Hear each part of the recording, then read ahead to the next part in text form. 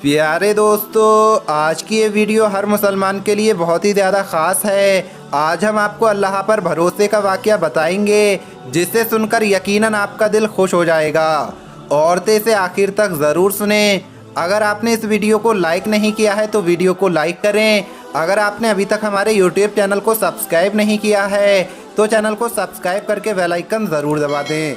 तो चलिए वीडियो शुरू करते हैं। एक औरत कहती है कि मेरा शौहर किसी वजह से लंबे वक्त के लिए गायब हो गया। हमने उसे तलाश किया लेकिन वो नहीं मिला। उस वक्त मैं एक बच्ची की माँ थी और मेरे वालिद भी हमारे साथ रहते थे। हमारे घर में बहुत तंगदस्ती थी और अक्सर हमारे घर में खाने के लिए कुछ नहीं होता था। अगर दोपहर को कुछ खा लेते थे तो रात को भूखा सोना पड़ता था। सब्र के साथ साथ हम हर हाल में अल्लाह का शुक्र अदा करते रहे। एक रात वो हो गया जो इससे पहले कभी नहीं हुआ था। मेरी बेटी को तेज़ बुखार आ गया। बच्ची का बुखार और भूख देखकर मुझे अपने हालात पर रोना आ गया। ऐसे हालात पहले कभी नहीं देखे थे। बेकरारी हद से बड़ी तो मुझे अल्लाह पाक का ये कौल याद आ गया, जिसका मफहूम है कि भला कौन बेकरार की इल्तिजा कबूल करता है जब वो उससे दुआ करता है, और कौन उसकी तकलीफ़ को दूर करता है। जी हाँ, हर किस्म की तकलीफ़, चाहे वो भूख की हो या बीमारी की या गुर्बत इखलास या गुनाहों की। कौन है उस ज़ात पाक के सिवा जो इन सब तकलीफ़ों को दूर कर सकता है।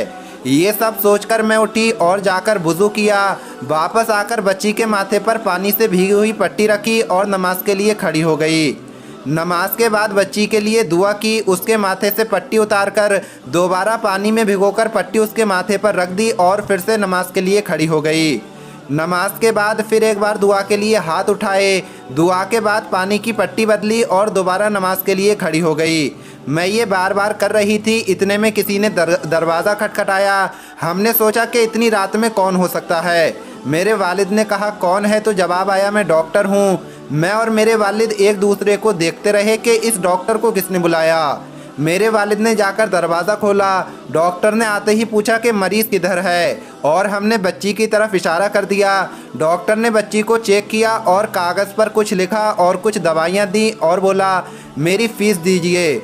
मैंने धीरे से कहा डॉक्टर साहब, हमारे पास आपको देने के लिए फ़ीस नहीं है, पैसे नहीं हैं, बल्कि हमारे पास तो कुछ भी नहीं है। मेरा ये जवाब सुनते ही डॉक्टर गुस्से से बोला अगर फ़ीस देने के लिए तुम्हारे पास पैसे नहीं थे तो मुझे आधी रात को फ़ोन करके क्यों बुलाया, क्यों मुझे इस तरह से परेशान किया गया है।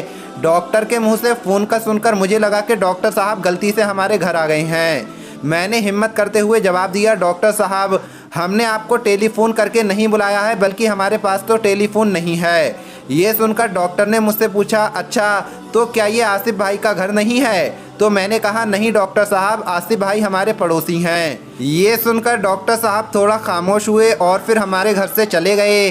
थोड़ा वक्त गुजरा तो डॉक्टर साहब फिर एक बार हमारे घर आए। आंखों में उनकी आंसू थे और रोती हुई आवाज़ में वो बोले अल्लाह की कसम, मैं तुम्हारे घर से उस वक्त तक नहीं जाऊंगा जब तक तुम्हारी पूरी कहानी को नहीं सुन लूँगा। मैंने डॉक्टर को अपना पूरा किस्सा सुना डाला कि किस तरह से मैं अपनी बच्ची के माथे पर पट्टियाँ रख रही थी और मैं अल्लाह से दुआ मांग रही थी। डॉक्टर जल्दी से उठकर बाहर गया। कुछ देर बाद हमारे लिए रात का खाना और बच्ची के लिए दवाई और ज़रूरत का बहुत सारा सामान लेकर आया। साथ ही साथ उसने हमें यह भी बताया कि उसकी तरफ से हर महीने कुछ रुपए हमें मिलते रहेंगे जब तक अल्लाह चाहेगा इंशाल्लाह।